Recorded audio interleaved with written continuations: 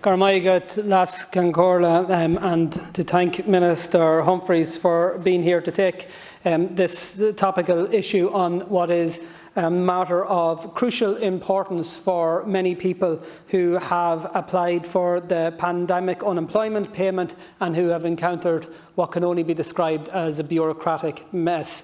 Initially, the PUP, as you'll recall, Las Cancorla, was a flat rate payment of €350 per week. It provided solace and support to many tens of thousands of workers and of business people who had been forced to close their doors. The government decided to change and amend the PUP payment from a flat rate of €350 for every individual that applied to a tiered system that resulted in different payments to different people depending on their previous salaries. The difficulties that have arisen particularly and predominantly, it appears, for small business owners with whom the Department doesn't have a clear or immediate access in relation to their PRSI contributions. This could have been and should have been identified as an issue prior to the new system being introduced and prior particularly to the most recent lockdown and restriction measures. After Leo Varadkar Taoiseach decided to kick about Neffet on live television in respect of their recommendations for Level 5, the Government subsequently moved to exactly that position a short period later. And the rationale given by Government at the time was to ensure that the additional time that had been allowed as a result of the delay was to ensure that all measures could be put in place to support small business owners and people who might be affected economically. Well, in that regard, it was a downright disaster for many of the people who have been in contact. Shortly after the new regime came into place, I received this email from a constituent of both myself and the ministers. It stated, due to Phase 4 restrictions, we were forced to close on Friday, the 16th of October. I applied online for the PUP. I received an email on the Friday evening saying I wasn't entitled but to forward on any documents to a different email address. I checked online at My Welfare and there was no notification looking for my documents. There was only a notification saying my application was being processed. There was also a warning notification saying that COVID do not send emails asking for financial or personal documents to be emailed. I could read dozens similar emails that I received. I could read dozens of text messages and relay dozens of phone calls I have had with distressed people. These are predominantly people like hairdressers is a very good example. There's been quite a number of them. They're small business owners. They were forced to close their doors as a result of a government decision, and the government hadn't the work done to provide them with the support. Now, many of the cases, I have to say, that have been brought to my attention have been resolved following interaction with your department, Minister, and I want to thank your staff who are involved in that area. But people shouldn't have to go to their local politician to get what they're entitled to in relation to COVID assistance. It should be provided and the measures need to be put in place to resolve that. So, Minister, my question to you tonight is, will you ensure that the anomalies that are in place, clearly in place, are resolved for all outstanding applicants? Will you ensure that the anomalies whereby many employers who have been forced to close their doors but have been put on a reduced payment, that issue is resolved? We have the ludicrous situation in our county that I'm aware of, where employers have had to close their doors and they are on lower payments than the workers as a result of this debacle. And finally, Minister, will you give clarification as to those PUP recipients, both from the initial stage in March, April and May, and more recently, who are owed arrears in PUP payments, that they will all be paid prior to the Christmas period? Thank you very much. Cancórla. Minister Humphreys, you're very welcome.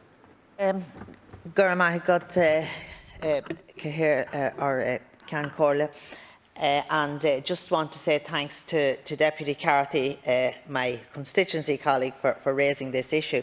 The pandemic unemployment payment has been a vital support for hundreds of thousands of workers and their families throughout COVID-19.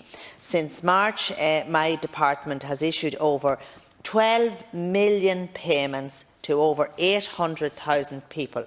In total, €4 billion has been paid out under the scheme to date. And I want to acknowledge the staff in the Department of Social Protection for the huge work that they have put in since March to ensure that payments have been issued quickly to those who need them. I think it demonstrates what public service is all about.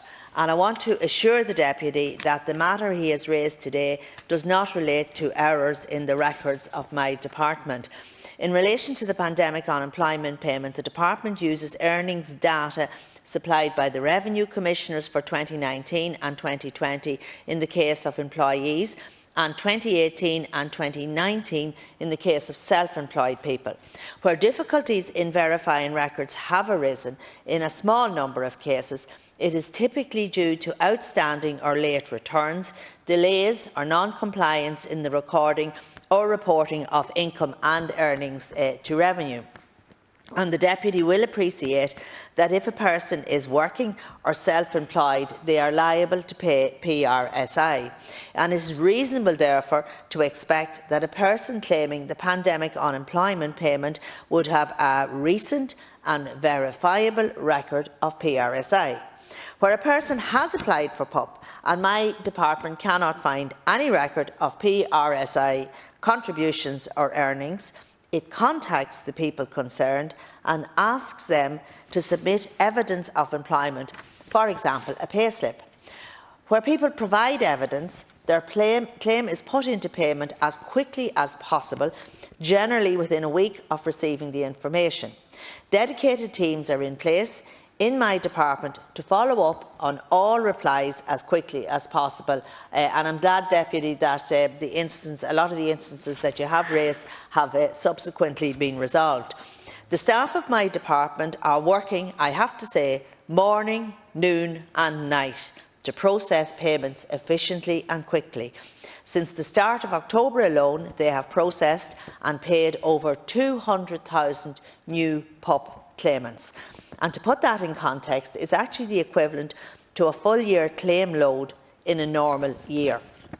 It's always the case when processing such a large volume of claims that there will inevitably be some cases that are not paid as quickly as others due to incomplete or missing information, or simply because a person does not satisfy the eligibility criteria.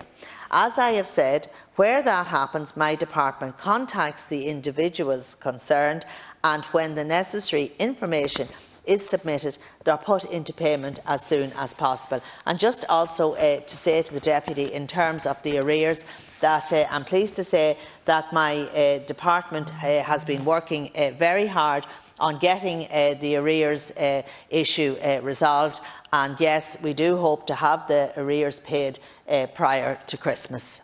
Thank you, Minister. Deputy Carthy.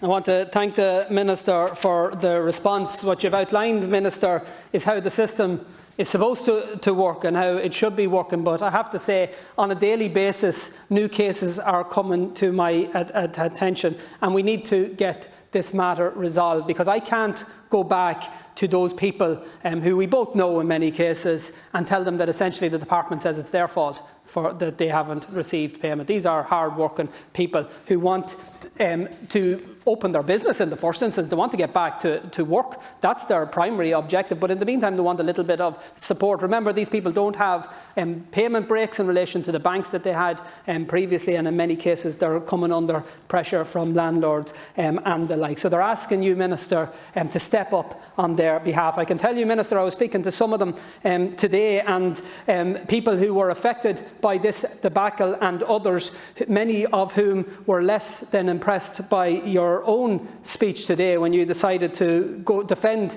the indefensible by going into the gutter and engaging in what I describe as a rotten display of defection. And I'll remind you, Minister, if I can, that when you attack Sinn Féin, you're attacking many very good, decent, hard-working people in your own constituency. So what I would encourage the Minister to do is to forget about the gutter politics and instead sort out the unresolved issues that relate to their department, because these are business people, these are employers, these are the backbone of local communities, particularly in our own constituency. They deserve support, and I'm asking you, Minister, to make sure that they don't face any unnecessary weight in order to receive their payments. Thank you, Deputy. Minister, to conclude, please.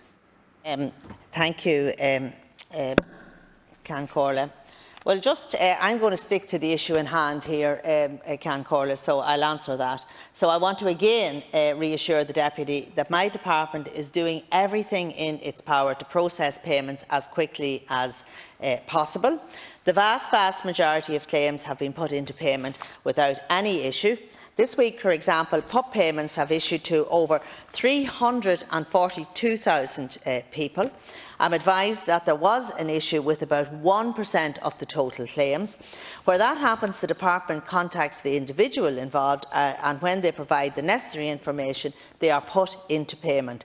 And it's important as well to point out that some people don't reply at all, and that would tell me that they know themselves they aren't entitled to a payment.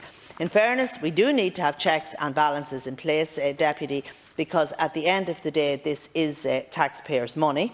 My priority is ensuring that resources go to the people who need it most, and that's what we're doing.